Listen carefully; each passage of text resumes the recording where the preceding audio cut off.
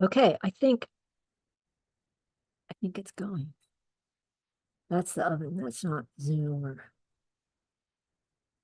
All right. Hopefully it's working. Welcome to office hours. The topic, I'm going to stick with this topic through August. And the topic is what Major Lindgren called sleeping beauties.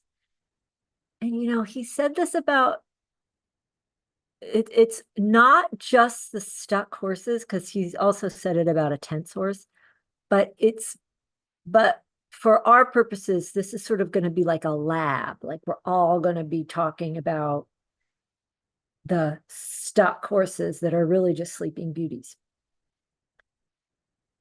And I really can't remember what I said about the situation last week. I think I was talking about stallions and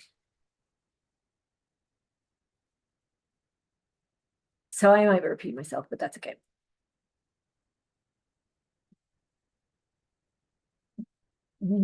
Okay, the sleeping beauties. So we have to decide whether this is a trained horse that has become stuck or fallen asleep, or if it is a green horse who has never been roused, or shown how he should go. So is the horse green, or is the horse more experienced? Then, if the horse is more experienced,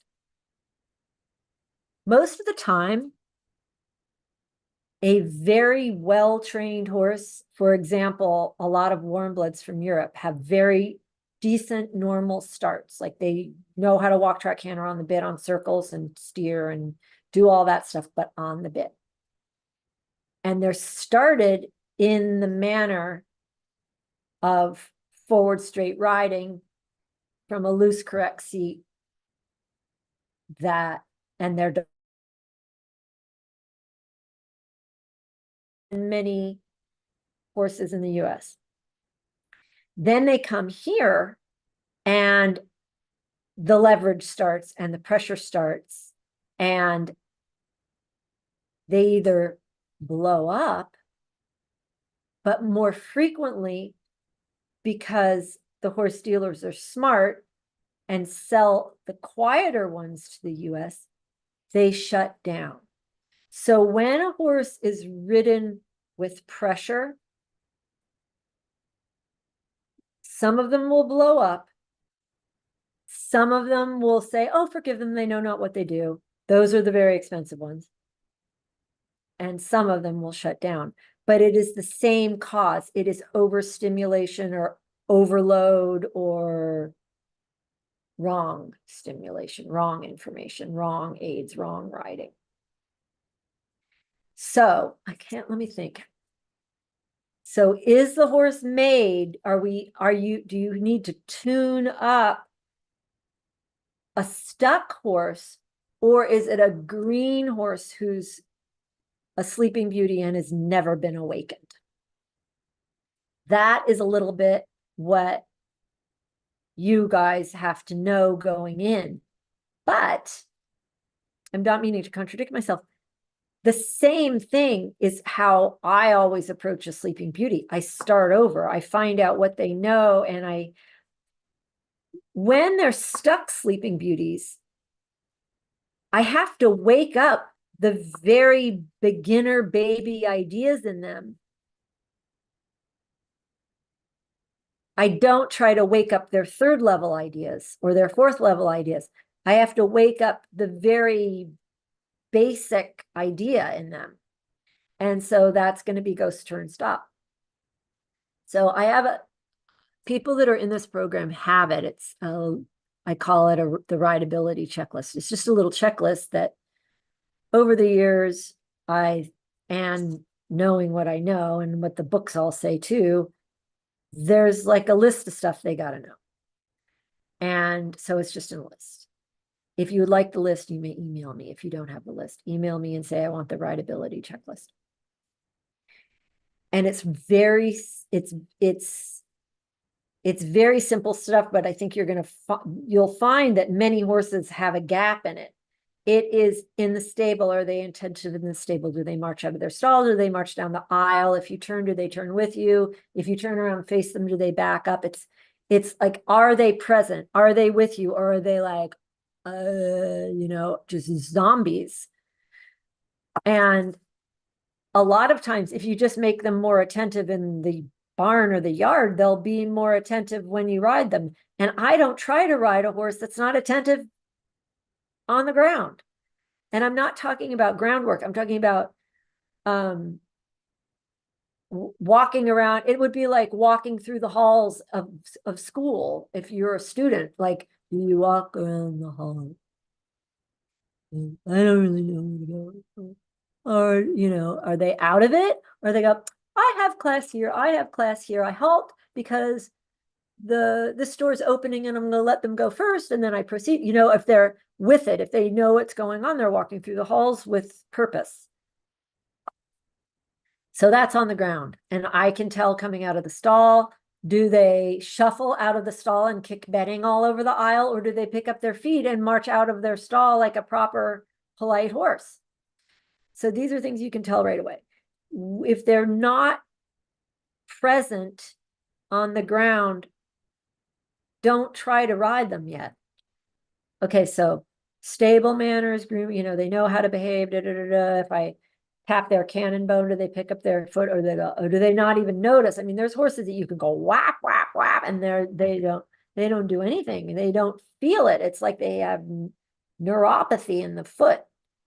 So just sort of find out what they react to. And then that's before you even tack them up. Then tack them up.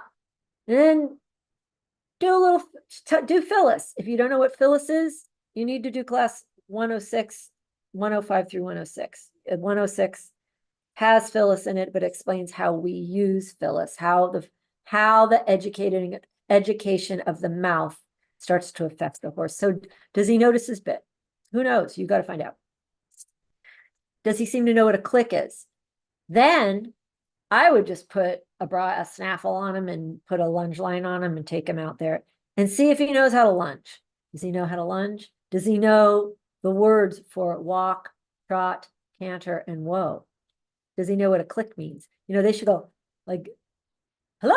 If I click, my horses pick up their feet if I click.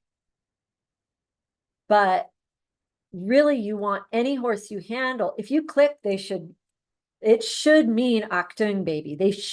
You should have a way to call them to attention. And so I'm kind of going through the rideability checklist here, but so this is why I like the jambette exercises, the preliminary piaffe exercises from the Spanish riding school, because already then I'm beginning to be able to associate a sensation with a click, with activity, and already associating ideas to sensations that they hear, to sounds that they hear, and starting that they feel. That is the other thing that comes in so important when you're dealing with the sleeping beauties, is that the aids themselves are extremely simple and extremely clear, and they know that you know what they are and that you mean for them to signify what they do signify, so that there's no confusion. Walk is walk on is walk on, trot is trot, and it is now. Trot on is trot on, and there's no delay. Trot on means immediately now. Increase your activity in the trot. Canter. It means canter. It means before I can finish the word coming out of my mouth, you should be cantering. And so do this on the lunge line. And if they're really stuck, do it in a round pen without even a line on them. So they have no reason to say that you impeded them with your hand on the lunge line. But so my horses that look fun and easy to ride, I could just sit on them like blah, and just say words, and they will do the words and like lunge me just in the arena. They will just know to go around and do what, and so in a way, well, this is not in a way, this is actually what training is supposed to be. They learn the voice from their preliminary lessons on the lunge. Then someone sits on them and they are lunged, and the same handler says the same things, and they do the same, they have the same meanings when someone's sitting on them. So imagine we have the stuck horse who does know the right way and needs to be brought home to the original ideas that it learned as a youngster. There are thousands of these warm bloods in the US. Find one and then just apply what I'm saying to that. Now you have a $70,000 horse again. Okay, so just take a couple weeks, get them bright on the lunge line, get them listen to your voice, then pick your loosest friend, put your loosest friend or your most innocent friend on them bareback, and just lunge them with a person on them. Same thing, the voice, that they are active, prompt now to your voice. Then you ride them, and you ride them loose, and you keep your aids succinct, exact, precise, on the spot, and the aids go away as quickly as they come on. And you take the aids away before the horse even replies. Give him the benefit of the doubt. Okay. So you see where I'm going? This is basically, you're just doing a big review of everything we already know, the law of association of sensations. You are tuning the aids. We would be basically doing the same thing if the horse is dead green. So dead green or imported and stuck, it's the same process. It's faster to just review the process than to jerry rig a third level with a horse that doesn't turn quick. So this is happening. So then the horse has been ridden on the lunge with a person who's soft and maybe even uses some aids when the handler's maybe uses some of the seat and leg aids when the handler is also using the voice. So the horse is like, oh, okay, so I remember this all means the same thing. The leg means the same thing as the click. And so then it's time you can get on them, and then just pretend it's the first week of the horse ever being ridden, even if it's a stuck St. George horse. Put it on a square, tell it's good, just ride it loose and make quick turns. Say, I vanish my outer rein, I open my inner rein. Once he's like, oh my God, this girl does it the same way every corner. We did 3 corners, they're all identical. This horse is going to immediately trust you. And believe me, the stuck horses need to relax and trust you because they are used to nagging bitches shutting them down. So now the horse is like, wow, she lets me turn. Her body doesn't stop my turn when her hand asks for a turn. I can follow that rein. Remember how to follow the rein. You're like, yay, patting his neck. You remember how to follow a rein. Good boy. Now let's quicken your outside shoulder bearing rein. So the horse is coming to life. And remember what the French and US tells us about just the simple opening rein. It weirdly, when they start to follow it, it weirdly tends to activate the same inside hindquarter. I think it's just because of the activity of the turn. If they're following the rein, that inside hindquarter activates, and that's the perfect time to reintroduce the click that they remember from the lunging in the barn aisle. Go, yeah, it's all the same. It's just quicken in the turns, quicken when you engage. And they're like, oh, I remember that. Then they're going to be going.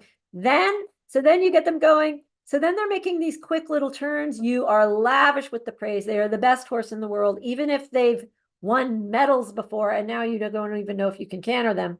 They're still doing good because it's only the 5th day and you're making quick turns on a square and walk and trot.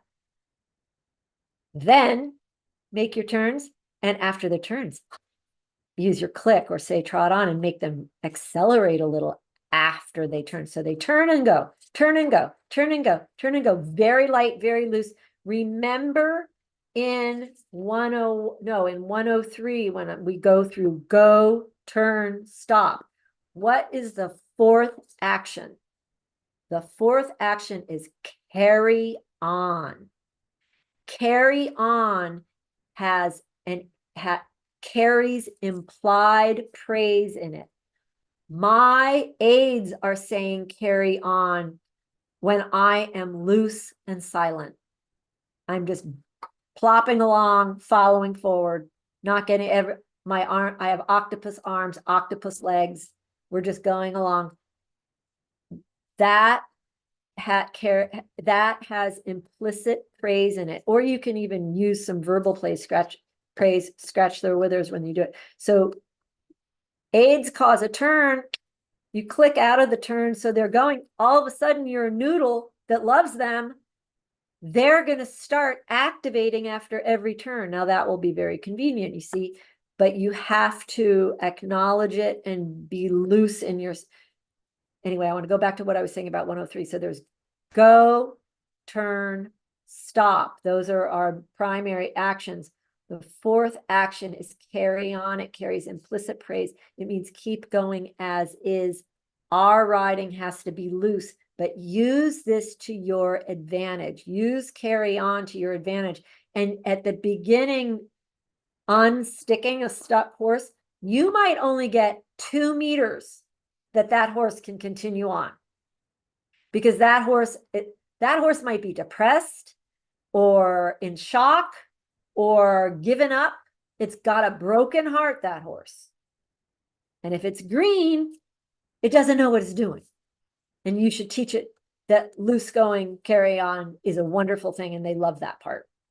So both situations, be lavish with praise. I hope this is making sense. Okay, so now we have a horse that's trotting brightly on a square, making nice simple turns, following. Your opening rein is now reduced, so you're just vanishing outer, shortening your inner one. Oh, this feels a lot like an opening rein. I'll just follow that. You see, he's there. They think innocent. And you can say, oh yeah, all you got to do is follow my eye, follow my way, follow the rein. We now have a horse trotting brisk on a square, making turns. Next week, he's going to canter. All you're going to do is say it. He already knows it from the lunch line. Change to the inside diagonal. Say canter at the same time. You're cantering on the square. A couple of you felt that this week. Okay. So now you have now unstuck the stuck, beautiful hunter equitation horse. So now you have a wonderful dressage horse, or a really good hunter equitation horse. And we're going to start cantering it. You can start cantering it today after you've done what I just set forth. But I'll talk about the canter when I meet you next week. I've talked for... That's long enough for you guys.